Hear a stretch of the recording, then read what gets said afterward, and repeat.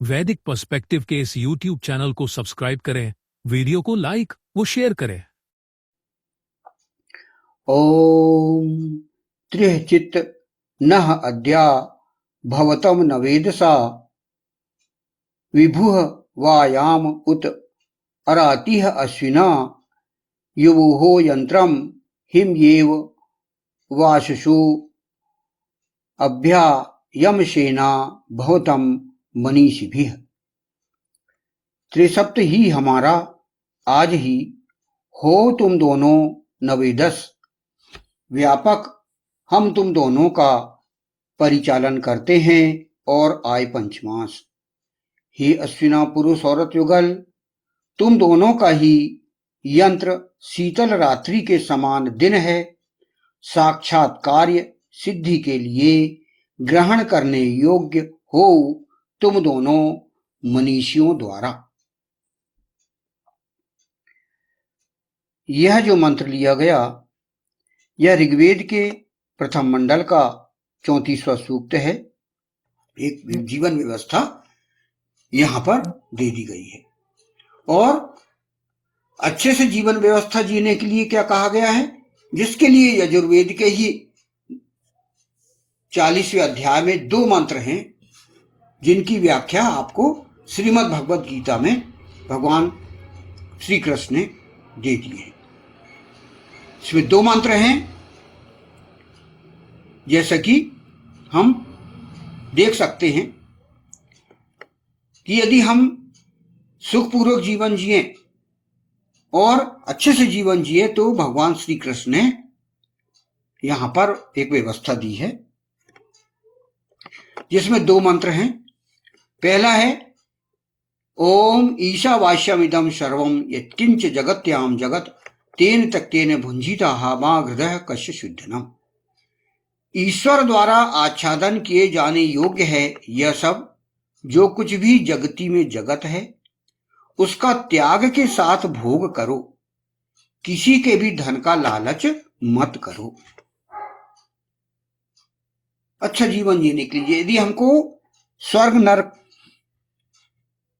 को हम मानते हैं तो हमें इसको मानना पड़ेगा कि हम जो ईश्वर के द्वारा जो दुनिया बनाई गई है, ये जो जगती में जगत है, उसका त्याग के साथ भोग करें।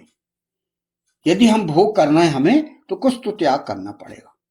यदि हमें अच्छे लाभ चाहिए तो हमें कर्म तो करना पड़ेगा, मतलब अपने त्याग करना पड़ेगा कर्म करके, तभी हमें कुछ प्राप्त हो सकता है।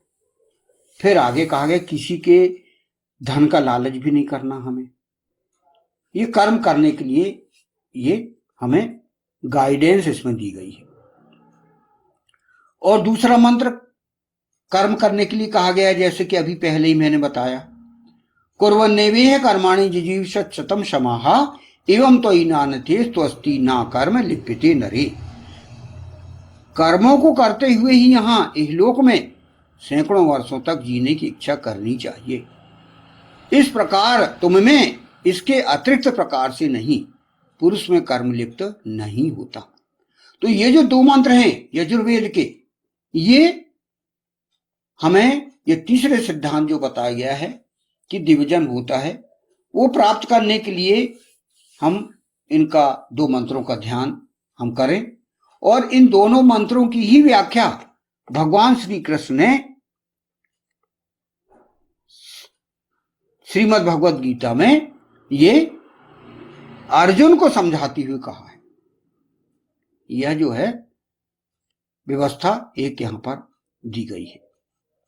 उन्होंने ये व्याख्या हमको कहां से प्राप्त होती है कि ये जो प्रख्यात शिक्षाविद मूर्धन विद्वान तथा उत्तर प्रदेश के भूतपूर्व मुख्यमंत्री डॉक्टर संपूर्णानंद के अनुसार श्रीमद् भगवत गीता यजुर्वेद के 40वें अध्याय के प्रथम एवं द्वितीय मंत्र का भाष्य ये कहा है।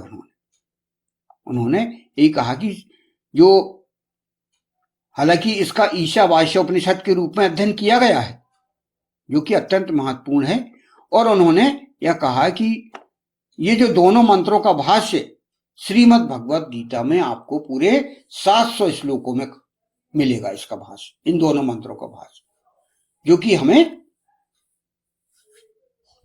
स्वर्ग और नर्क प्राप्त करने के लिए आपको मिलेगा, कि हम कर्म करते हुए ही, हम अच्छे कर्म करते हुए स्वर्ग प्राप्त करें या नर्क प्राप्त करें, ये हमको मिलेगा। और इसकी, इन दोनों मंत्रों की व्याख्या श्रीमद् भगवद गीता में आपको मिलेगी। ये हमें अच्छे से ज्ञात होना चाहिए। तो यहां पर हम समझ रहे थे त्रिसप्त। त्रिसप्त में आधार स्तंभ, 3 आधार स्तंभ समझ रहे थे। मंत्र में यहां पर आया था त्रिसप्त ही हमारा त्रिचित नह, तो उसको हम समझ रहे थे कि जिसमें त्रिसप्त के अंतर्गत, जिसको कि हम आधार स्तंभ कह सकते हैं, क्योंकि हमारे जीवन का आधार है। ये 3 स्तंभ हैं इसके। प्रथम स्तंभ क्या है? ईश्वर का अस्तित्व होता है और वह केवल एक है। दूसरा है वेद, उस ईश्वर का, ईशान परम परमात्मा का दिया हुआ शाश्वत संविधान ग्रंथ है। शाश्वत, हमेशा के लिए, हमेशा से हमें वेद के रूप में हमें एक कानून की किताब मिली हुई है, जिसे वेद कहा जाता है। तीसरा सिद्धांत देवजन्म होता है और स्वर्ग नरक के रूप में मानव के अच्छे बुरे कर्मों का प्रतिफल मिलता है। तो ये 3 हुए हैं आधार स्तंभ। जैसे कि व्यक्ति अपने मकान का निर्माण करता है और उसमें कॉलम स्थापित करता है, जमीन के नीचे, जितने नीचे उसे कड़ी जमीन मिलती है, तो वहां तक उसे लोहा पत्थर के रूप में उसे एक कॉलम बनाना पड़ता है, और कॉलम बना के और उसको फिलिंग करके उसे तैयार करता है, जिससे कि बेस बन जाए। बेस, सबसे ज्यादा बेस मजबूत होना चाहिए मकान का। उसके लिए व्यक्ति अधिक से अधिक मेहनत करता है, अधिक से अधिक उसमें पैसा लगाता है। तो वैसे ही हमारे सुखमय जीवन जीने के लिए हमारे लिए ये 3 आधार स्तंभ अति आवश्यक है। यदि हम ये ना माने कि ईश्वर होता है या नहीं, ईश्वर कितने होते हैं, वेद और दिवजन अर्थात स्वर्ग नरक की व्यवस्था, ये जो तीनों सिद्धांतों को हम यदि ना समझें तो हमारा बेस कमजोर रहेगा। जिस प्रकार हम यदि मकान को आधार स्तंभ के रूप में उसकी कॉलम को हम और व्यवस्था हम नहीं करें, तो हमें उसका जो मकान है, हमारा जो मकान है, वो कमजोर होगा। और यदि हमारे मकान को मजबूत करना है तो हमें आधार को सही करना पड़ेगा, हमारे जो कॉलम है नीचे तक ले जाना पड़ेगा, और फिर उसको फिर अच्छे से स्थापित करते हुए हम ऊपर ले जाएंगे। तो गहराई में हमको जाना पड़ेगा और हमारे बेस को मजबूत करना पड़ेगा।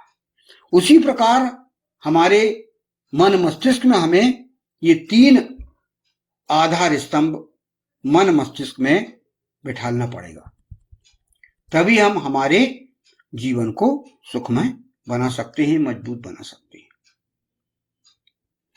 इस प्रकार हमने जो सिद्धांत समझा वो हमारे जीवन के लिए अति आवश्यक है। अब हम आते हैं हमारे आचरण स्तंभों में। आचरण स्तंभों में पहला क्रम है स्तवन या ब्रह्म यज्ञ। ब्रह्म यज्ञ या स्तवन करना अनिवार्य है, ये प्रथम है।